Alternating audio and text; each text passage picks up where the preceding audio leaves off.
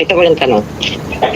Sa sa kaalaman na meron ka po ngayon, kuya, paano mo po yun hinahandle para hindi maging arrogante? Kailangan mong maalalang mamamatay ka. Yun ang ultimate na makakapagpababa ng ere mo eh. Lahat ng kayabangan tanggal kapag ka inisip mo ngayong araw yung huling araw ng buhay mo. Ngayong araw na to, yan ba eksakto yung mga bagay na gusto mong sabihin? Ngayong araw na to, yan ba ngayon yung gusto mong ikilos?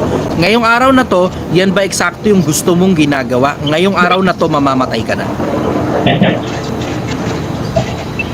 Yan. Sa ganong angulo, brother, tanggal lahat ng kayabangan eh. Yung dami ng pera mo o yung mga gagawin mong matitinding mga bagay sa buhay, tanggal lahat ng kayabangan mo dyan. Tanggal lahat ng kaarrogantehan mo dyan.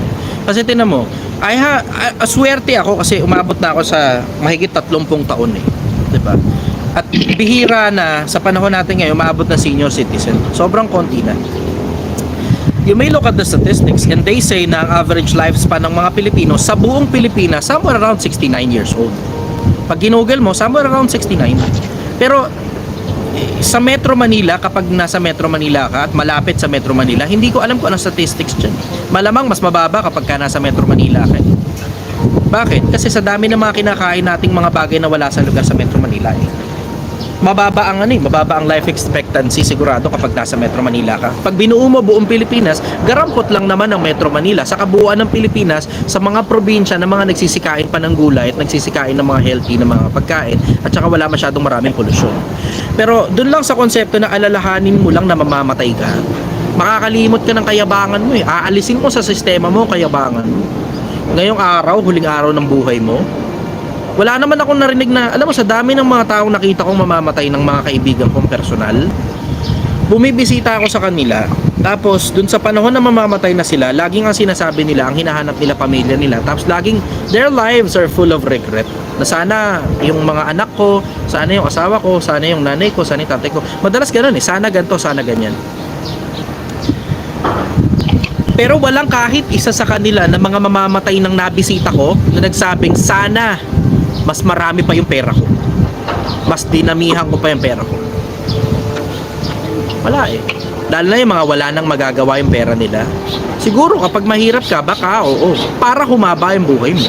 Pero pag may pera ka, tas mamamatay ka na, sana may pera pa, sana mas marami pang negosyo yung ginawa mo. Diba? One way or the other, mamamatay ka rin naman eh. One way or the other, mamamatay ka pa, mamamatay ka rin. Asan ngayon lahat ng kayabangan mo kapag malapit ka ng mamatay? Umarte ka ngayon, lahat ng araw ng buhay mo, ito yung huling araw ng buhay mo. Tignan natin kung magyabang ka pa. Mga tao nakakalimot dahil lang malakas yung sistema nila eh. Lagi naman may close call eh. Binibigay sa'yo ng Diyos yung close call na yan eh. Minsan nanay mo, patay ka no? Minsan tatay mo, patay. Minsan kapatid mo, alam mo, naghihingal oh. Minsan, ikaw mismo, tsumamba lang. Merong, tapos akala mo, yun yung uling araw ng buhay mo. Tapos nawala. No, nawala yun. Minsan may gano'n ha. Minsan may bandang tiyan, gano'n, tumatakbo ka. Tapos, ari. Meron yun eh. Meron yun eh. Diba? Yung mga aray-aray lang na biglaan, tapos pakiramdam mo yun yung huling araw ng buhay mo. Diba? Yung mga aray-aray lang, na-hospital ka man o hindi, yung close call, may mga iba sinasabi pa nila pangalawang buhay na daw nila ito, ganun, bla bla. Yun ang close call lang, yun lang, matsambahan mo lang yung ganong close call na akala mo yun yung huling araw ng buhay mo dahil may sumakit bigla, tapos gumaling ka pagtapos. Tingnan mo, pagkatapos mong gumaling, tangina, dapat pala ayusin ko na yung buhay ko, dapat pala magpakabait na ako. Putang ina mo, alam mo naman pala na dapat ka magpakabait eh. Ba't paglipas ng 3-5 araw, nakakalimutan mo na dapat ka magpakabait?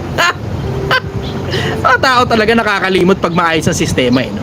Tapos, tsaka na lang sila makakaalala uli kapag may close call na naman panibago. Uy, Panginoon, maawa ka sa akin, ayoko pa mamatay. Ay, ba't ganun? Pag nag-uusap tayo ng tungkol sa bagay na yun, may liwanag dito. Kaya makulimlim naman yung panahon. Oh. Anyways, yun ang sasabi ko rin overall, brother.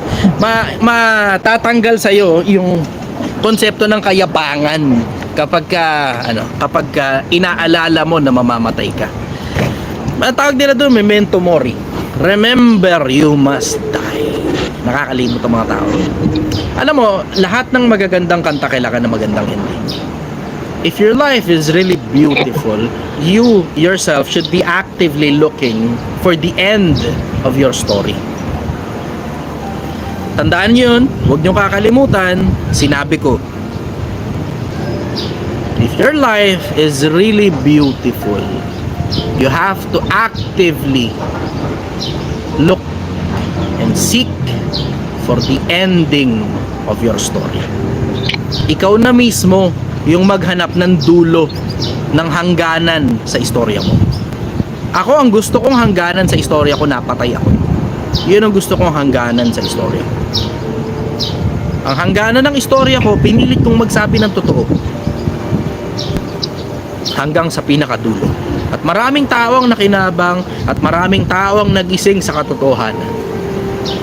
And then I can live happily ever after sa kabilang buhay. The end, yun ang the end na gusto ko. Yun ang the end na gusto ko. Kaya nga, tinan mo, kung di nyo napapansin, kaliwat kanan death threats ko, tapos inaasar ko pa sila lalo. Gawin nyo na lang. Gawin nyo na lang. Andito ako sa Domsa Viewpoint sa Angono, Rizal. Ulitin ko, Domsa Viewpoint sa Angono, Rizal. Ang operating hours namin mula alas 6 ng umaga hanggang alas 3 ng madaling araw, Lunes hanggang Linggo. Kung gusto mo akong makita at solo lang at wala masyadong maraming nakakakita, dito ako ng umaga. Pag naka-live ako, mula dun pa lang sa sinimulan ko yung live, nandito lang ako. Dala ka maraming barel, dala ka maraming bala. Kasi pumapalag ako. Ganun lang. Simple. Ngayon, you can now put a good end to my story. Pwede ka na kayo maglagay ng ending sa istorya ko. Ano ending ng istorya ko? Ikaw yung nakapatay kay Chichester. Ang kaisa-isang nakapatay sa kanya. Kasi maraming nagtangka. Sa dami ng nagtangka, walang nagtagumpay. Ang dami kong death threat. Ina-upload ko naman. Nakikita nyo naman yung death threat ko na sa Facebook eh, di ba? Ayan, may bago na naman ako. Dalawa. May bago na naman. Dalawa. Nagtataka ako, ba't walang gustong gumawa ng trabaho? Ang dami-dami ninyo. Ang dami-dami ninyong galit sa akin. Ang dami-dami ninyong, ulitin ko, dami-dami ninyong galit sa akin. Ni isa sa inyo, wala man lang competent enough para gawin yung trabaho. Tang-ina, mga inutil kayong mga bobo kayo. Ibigay nyo na yung ending ng istorya ko. Inip na ako rito, puta.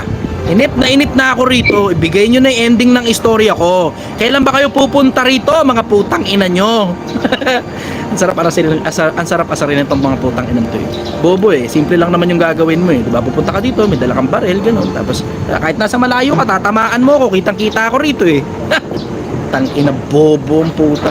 Hindi kayo marunong eh. Yung iba dyan, puta, kaya yaabang ninyo, may mga baril-baril pa kayo, bang bang bang bang, firing range pa kayo, mga hinayupak kayo, hindi nyo naman pala kayang gawin yung trabaho. Bobo ang puta. Anyways, follow-up question, brother. Yun po, yun lang po. Salamat po. Thank you very much, Marami akong natutunan sa